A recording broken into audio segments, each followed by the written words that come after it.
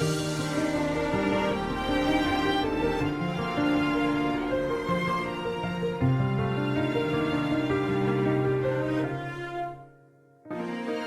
cay về dù khó nó lẽ sẽ là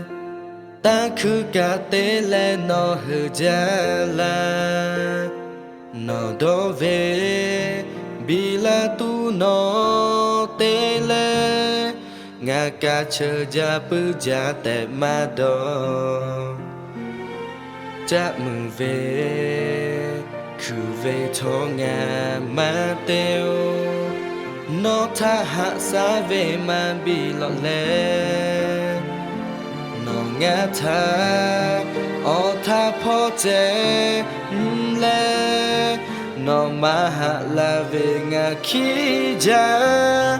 nó ngà bố mẹ hư dạ cho là biểu chế là hạ lẽ chế là nó hư gà về khá bê thọ ngà tê là nó tê yo ngà hạ vi cô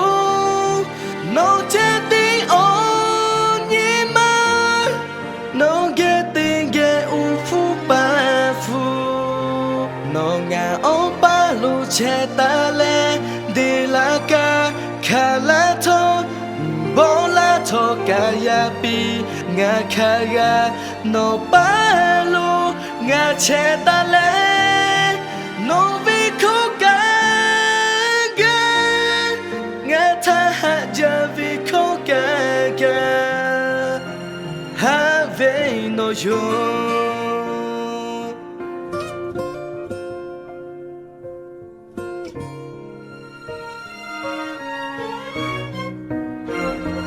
nó hạ về nó mi cứ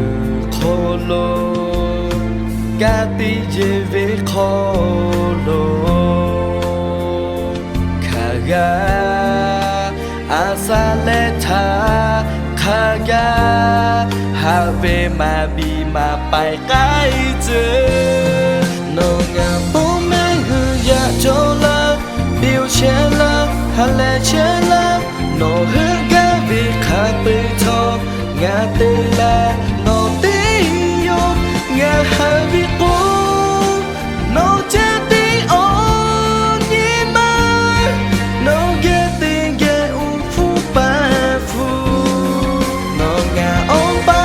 che ta lê đi là ca khá là thô bố là thô cả ya bi ngà khá ga nó ba lu ngà che ta lê nó vi khô cả ga ngà tha hạ ja vi khô cả ga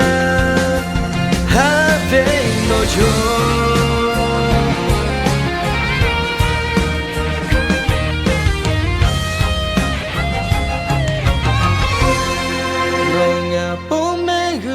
cho là biểu chế là hạ lệ chế là nó hướng ga về khá bê thọ ngã tê là nó tí yo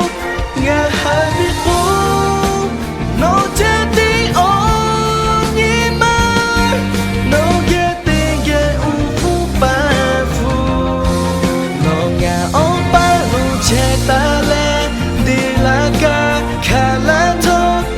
bố là thô cả ya bi ngà khá ga nó ba lu ngà che ta lê